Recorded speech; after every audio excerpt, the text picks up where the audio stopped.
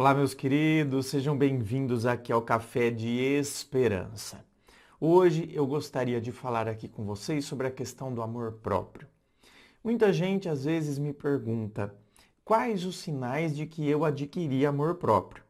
Olha, eu acho que eu poderia falar muitas coisas aqui, mas eu vou falar apenas algumas e as que eu considero essenciais e principais. São algumas características, portanto, que eu considero que demonstram que você, sim, está florescendo para o amor próprio.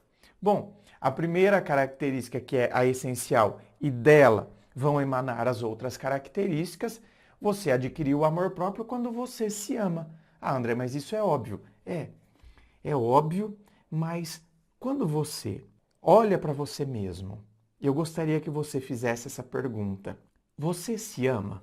Você consegue responder essa pergunta com convicção? Ou quando eu faço essa pergunta a você, você se ama?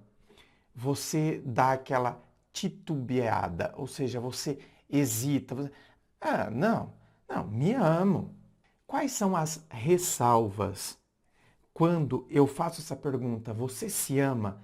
Quais são as ressalvas que de repente vieram para que você pudesse responder com clareza se você se ama? Questione-se, pergunte-se. Esse questionamento que a gente faz a nós mesmos é muito bom. Muitas vezes nós temos medo das respostas, é por isso que tem gente que foge do autoconhecimento, porque tem que mexer com coisas que a pessoa muitas vezes não quer mexer. Mas você só vai se libertar realmente e se amar quando mexer com essas coisas, quando não tiver medo de mergulhar dentro do seu próprio eu. Bom, uma das características que vão, portanto, são raízes que saem desse tronco principal, que é você se ama. Quem tem amor próprio é porque a pessoa se ama. Uma dessas raízes que sai desse tronco é você não se importa mais com a opinião alheia. A opinião alheia, ela não te define mais.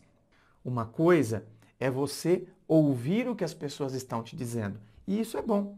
Às vezes, a gente ouvir o que a pessoa está dizendo pode dar um norte do que a gente pode mudar na nossa vida.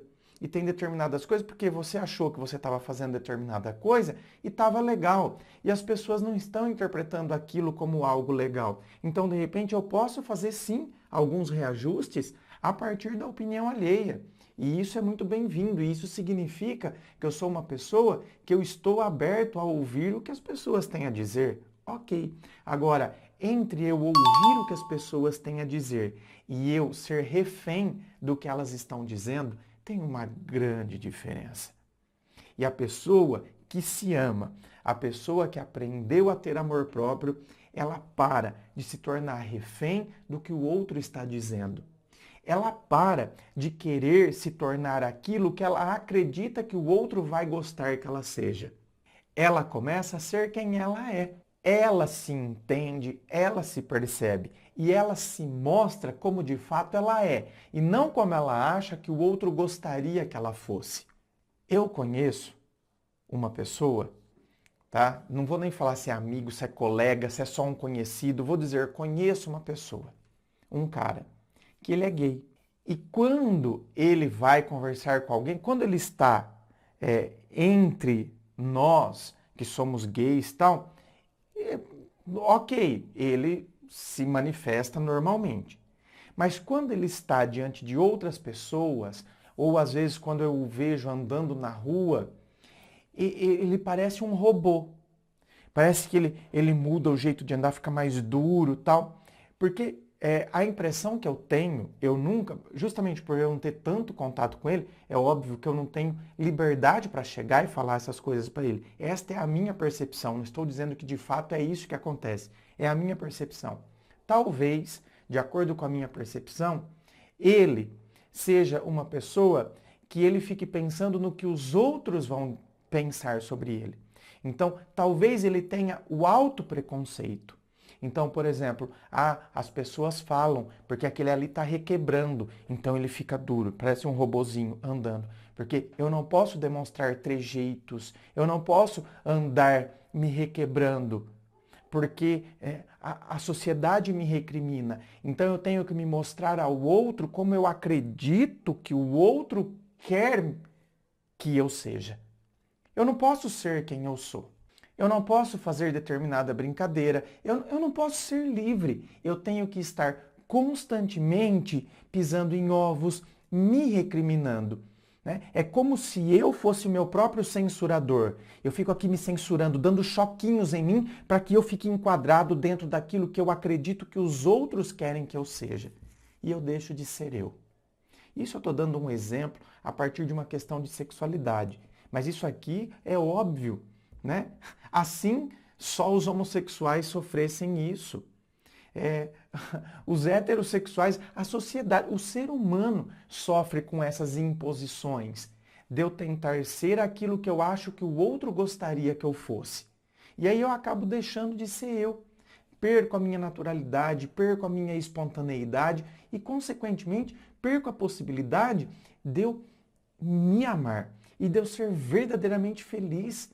Então, por isso que eu acredito que esta característica mostra muito se eu estou florescendo para o amor próprio. Quando a opinião alheia não me define mais, não me aprisiona mais. Quando a opinião alheia não me derruba mais. Quantas são as pessoas que, meu Deus do céu, se eu fiz determinada coisa e aí a pessoa deu uma opinião que contraria ou que critica aquilo que eu fiz, a pessoa interpretou errado, ela pode ter interpretado errado algo que eu fiz, ou ela está fazendo aquele comentário por pura maldade mesmo. E aquilo me derruba, aquilo me destrói. Eu não posso ser tão frágil desse jeito. E aqui, quem está falando com vocês é uma pessoa que já foi assim. Eu já fui extremamente frágil desse jeito, inclusive aqui no começo do canal, aqui não, né, no canal principal. Então, aqui eu comecei já bem depois, né, aqui no Café de Esperança. Então, lá no canal principal, eu era um cara super frágil, que sim, as opiniões me derrubavam, a ponto de eu gravar vídeo, às vezes, lógico, tem determinadas coisas que de fato merece uma postura, merece determinadas vezes que a gente bote para fora. E tem outras que é simplesmente clicar na lixeira. E tipo, meu, olha o que você está falando, você não tem noção do que você está falando, tchau. A gente tem que deletar. Eu não vim a este mundo para corresponder às suas expectativas. E você não veio para corresponder às minhas. E está tudo bem. O dia que a gente introjetar isso, o dia que a gente começar a viver isso, aí sim a gente está caminhando para o florescimento do amor próprio. Uma outra característica, você para de se comparar. Pelo amor de Deus. Fica se comparando, se compara com isso, se compara com aquilo, se compara com a profissão do vizinho, se compara com a beleza, se compara. E hoje com rede social tem gente que tá ficando doente. Porque tá lá, né? Tá lá, coisa no Instagram, olhando o feed e vai subindo, e passa um casal, e passa outro casal, e passa outro casal. Eu começo a me comparar, todo mundo é feliz, como se estar num relacionamento fosse sinônimo de felicidade, pelo amor de Deus. Meu Deus do céu, o verdadeiro relacionamento sério que você deveria ter era com você em primeiro lugar. Então, se aquela pessoa está num relacionamento, ok, deixa ela estar num relacionamento. Você não está e isso não te inferioriza. Quantas são as pessoas que se inferiorizam porque não estão num relacionamento? Eu não dou sorte, eu tenho o dedo podre, porque minhas primas estão namorando, porque minhas colegas da época da faculdade já estão todas casadas, elas já têm filhos e eu estou aqui. E fica se colocando para baixo. Meu bem, sinto muito, mas se você está fazendo isso, está longe de você estar florescendo para o amor próprio. O amor próprio está passando a quilômetros de você. Enquanto você não parar de se comparar, enquanto você não estiver bem com você, enquanto você não entender que você pode estar solteira, pode estar sozinha e sim, feliz.